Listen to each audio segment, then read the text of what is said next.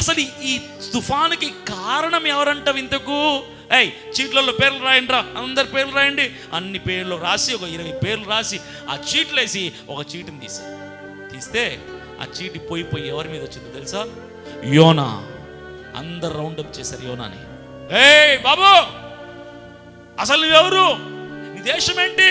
నీ ప్రజలు ఎవరు? నీ వ్యాపారం ఏంటి? నువ్వు ఎక్కడి నుంచి వచ్చావు? అసలు ఏంటి కదా అని అడిగిన ఇన్ని ప్రశ్నలకి సమాధానం చెప్పాల యోనా చెప్పాలనుకునేది మాత్రమే చెప్పాడు. అది యోనా సూపర్ హీరో అని ఎందుకన్నానంటే, వాళ్ళు 10 ప్రశ్నలు అడిగితే యోనా 10 ప్రశ్నల్లో ఒక్క ప్రశ్నకు కూడా సమాధానం చెప్పలా. యోనా చెప్పిన సమాధానం వేరు, యోనా చెప్పాలనుకున్నది వేరు. ఆ స్థితిలో, ఆ ప్రతికూలతలో, ఆ వ్యతిరేకతలో చుట్టూ ఉన్నది అన్య ప్రజలైతే, అన్య ప్రజల ఎదుట చివరికి దోషిగా నిలబడింది యోనా అయితే, భయపడి గడగడలాడిపోతూ భయపడేయా, క్షమించండి అయ్యా అని మాట్లాడాల్సిన యోనా కాలరెగరేసి ఏమని చెప్పడం మొదలుపెట్టాడు? సమాధానంగా సముద్రమును ఆకాశమును కలుగ చేసిన సృష్టికర్త అయిన దేవుడైన యెహోవా యందు భయభక్తులు కలిగిన వాడను నేను. కొట్టండి చప్పట్లు గట్టిగా. ఎక్కడి నుంచి మొదలు పెట్టాడు సమాధానాన్ని? వారెవరు కూడా నీ దేవుడెవరు బాబు అని అడగలా, నీ దేవుడెవరని అడగలా. నీ దేశం ఏంటి, నీ ప్రజలు ఎక్కడ, నీ వ్యాపారం ఏంటి, నువ్వు ఎక్కడి నుంచి వస్తావు, ఇవన్నీ అడిగితే యోనా సమాధానం ఏంటో తెలుసా? అరే, నా పరిచయం అయితే మీకేం ఉపయోగం రాదు, నన్ను పరిచయం చేసుకుని నా ప్రజలేంటో నా పని ఏంటో చెప్తే మీకు పెద్ద ఉపయోగమే ఉండదు. మీకు ఉపయోగపడే ఒక పేరు నేను మీకు పరిచయం చేస్తాను. ఆ పేరు సృష్టికర్త అయిన దేవాతి దేవుడు. ఎక్కడి నుంచి సమాధానం మొదలు పెట్టాడు తెలుసా? ఎక్కడి నుంచి భయం పుట్టింది వాళ్ళకి? సముద్రం అల్లకల్లోలమైపోతుంది, సముద్రంలో ప్రాణాలు విడిచిపెడతామని అరచేతిలో ప్రాణాలు పెట్టుకుని బతుకుతుంటే యోనా సమాధానం చెబుతూ అంటున్నాడు, సముద్రముని ఆకాశముని కలుగు చేసిన దేవుడి యొక్క భయభక్తులు కలిగిన భక్తుని గుండెలు ఒక్కసారిగా గడగడ వణికిపోయాయి.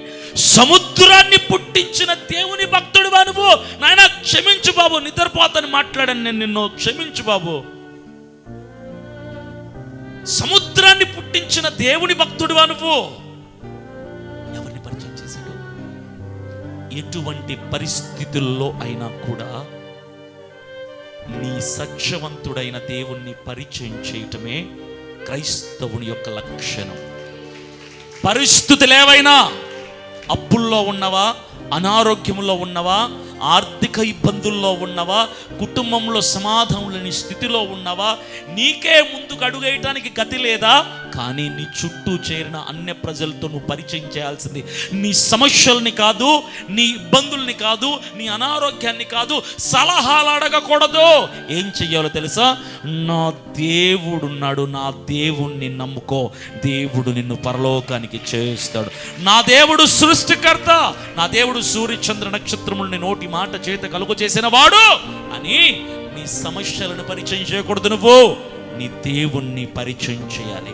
సముద్రం ఉప్పొంగుతుంది ఒకవైపు, చీటిలో యోనా పేరు వస్తే ఒకవైపు. యోనా ఎవరిని పరిచయం చేశాడు తెలుసా? తన దేవుణ్ణి పరిచయం చేశాడు. అరే, ఆయన భక్తుణ్ణి నేను. సముద్రం ఉప్పొంగుతుందే, దీనికి కారణం నా దేవుడు అని చెప్పడం మాత్రమే కాకుండా నెక్స్ట్ ఒక మాట చెప్పాడు, ఆ దేవుని భక్తుణ్ణి నేను. సముద్రం ఉప్పొంగటానికి కారణం ఎవరో తెలుసా మీకు? కారణం ఎవరో తెలుసా? నేనే. సముద్రం ఎందుకు ఉప్పొంగుతుందో తెలుసా?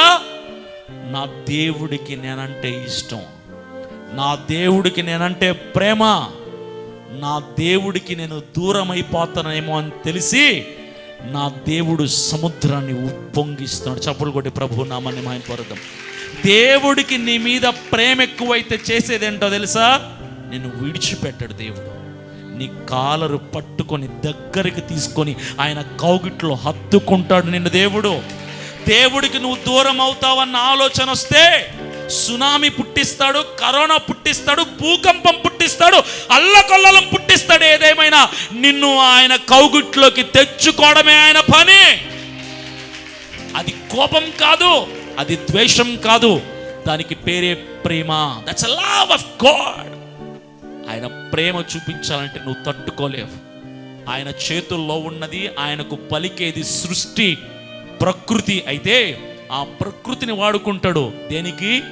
నిన్ను తిరిగి ఆయన ప్రేమ కౌగిట్లో రప్పించుకోవటానికి. యోనా మాట చెబితే ఆ నావికుల గుండెలు ఒక్కసారిగా జారిపోయాయి. ఇప్పుడు మేము ఏం చేయాలి బాబు? ఎక్కడి నుంచి ఎక్కడికి వచ్చారు? ఓయి నిద్రపోతా దగ్గర నుంచి, సార్ యోనా సార్ ఏం చేయాలి చెప్పండి సార్. అలా ఉంటుంది సేవకులతో పెట్టుకుంటే, క్రైస్తవులతో పెట్టుకుంటే.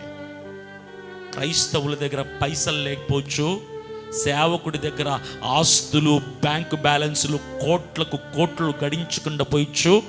సేవకుల వెనక, క్రైస్తవుల వెనకల ఉండేది ఎవరో తెలుసా?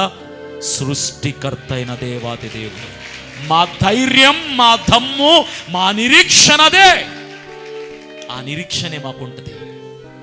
యోనా మాట్లాడాడు, సృష్టికర్త యొక్క భక్తుణ్ణి నేను ఒక తప్పు చేశాను, ఆ తప్పుని సరిదిద్దుకోవడానికి దేవుడు ఈ సముద్రంలో ఈ అల్లకల్లోలన్నీ సృష్టించాడు, తుఫాన్ను చెలరేగించాడు.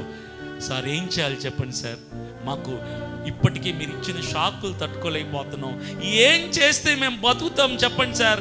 మీరు ఎలాగోలాగా బతికేస్తారు, ఎందుకంటే సముద్రం దేవుడిది, దేవుడికి నీకు ఇష్టమైన వాడు, నువ్వంటే దేవుడికి ఇష్టం, నువ్వు ఏమైనా దేవుడు నిన్ను బతికించుకుంటాడు, మాకు అర్థమైపోయింది. కానీ మా పరిస్థితి ఏంటి చెప్పండి సార్. అన్యులు అడుగుతున్నారు. కారణం, దేవుణ్ణి పరిచయం చేశాడు యోనా. నువ్వెప్పుడైతే నీకు ముందుగా దేవుణ్ణి ఉంచుకుంటావో, నీ వైపు చేతులెత్తి చూపించిన వాళ్ళే 2 చేతులెత్తి నీకు నమస్కరిస్తారు. నువ్వెప్పుడు నీ దేవుణ్ణి పరిచయం చేసుకుంటూ వెళ్ళు. బస్సులో వెళ్తావా, నీ దేవుణ్ణి పరిచయం చేయి. ట్రైన్లో వెళ్తావా, దేవుణ్ణి పరిచయం చేయి. కాలేజ్కి వెళ్తావా, నీ దేవుణ్ణి ముందు పెట్టు. నువ్వు ఉద్యోగంకి వెళ్తున్నావా, దేవుణ్ణి ముందు పెట్టు. నువ్వు వ్యాపారం చేస్తున్నావా, వ్యవసాయం చేస్తున్నావా, దేవుణ్ణి ముందు పెట్టు. నీ స్థాయి తక్కువైనా, నీ హోదా నీచమైనా, నీ దేవుణ్ణి ముందు పరిచయం చేసినప్పుడు కోటీశ్వరుడైనా నీ కాళ్ళ దగ్గర పడి ఉంటాడు. అంతే. చెప్పండి సార్ ఏం చేయాలి చెప్పండి సార్. సలహా ఇచ్చిన వాడు ప్రార్థన చేసుకోరా బాబు అని ఇప్పుడు ఏమంటున్నాడు తెలుసా? సలహా ఇవ్వండి సార్. ఎక్కడి నుంచి అక్కడి దిగొచ్చింది? సలహా చెప్పండి సార్, మేము ఏమి చేయాలో చెప్పండి యోనా గారు అంటే, యోనా ఏమన్నాడు తెలుసా? అరే తప్పు చేసింది నేను, శిక్షించేవాడు ఆయన, నేను ఆయన చూసుకుంటాం లెక్కలు, మీరెందుకు మధ్యలో ఇబ్బంది పడతారు, నా కాళ్ళు చేతులు పట్టుకోండి, ఇద్దరు సముద్రంలో పడేసేయండి అన్నాడు.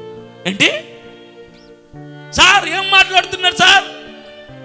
సృష్టికర్త దేవుని భక్తుడివి నువ్వేదో చిన్న తప్పు చేస్తేనే సృష్టిలో ఆయన దేవుడు ఇలా చేస్తుంటే, సముద్రాన్ని అల్లకల్లోలు పుట్టిస్తే, నిన్ను సముద్రంలో వేస్తే మేము బతుకుతామా బాబు?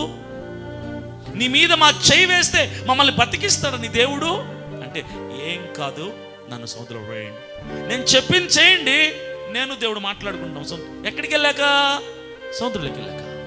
అదేమన్నా హైవే రోడ్ అనుకుంటున్నాడైనా? నేను దేవుడు మాట్లాడుకుంటున్నాం. యోనా సూపర్ హీరో అని ఎందుకన్నా తెలుసా? దమ్ముండాలి. దేనికో తెలుసా? తన దేవుణ్ణి పరిచయం చేయటానికి, రెండోది తన తప్పుని ఒప్పుకోవటానికి. అన్య ప్రజలకి ఫస్ట్ దేవుణ్ణి పరిచయం చేశాడు. అన్యులే కాదని తక్కువ భావన లేకుండా తన తప్పును ఒప్పుకున్నాడు. చాలా మంది తప్పులు చేస్తారు, తప్పును ఒప్పుకునేవాడే కానుడవుతాడు. నువ్వు ఎంత తప్పు చేశావన్నది కాదు, ఆ తప్పుని ఎలా ఒప్పుకుంటున్నావు అనేది ముఖ్యం. యోనా చేసిన తప్పుని ఒక్కరోజు కూడా గడవక ముందే, నేను తప్పు చేశానయ్యా, నా దేవుణ్ణి బాధ పెట్టానయ్యా అని యోనా పశ్చాత్తాపుడై ఒప్పుకున్నాడు తన తప్పుని. నువ్వు తప్పు చేసినప్పుడు ఏ రోజైనా ఒప్పుకున్నావా?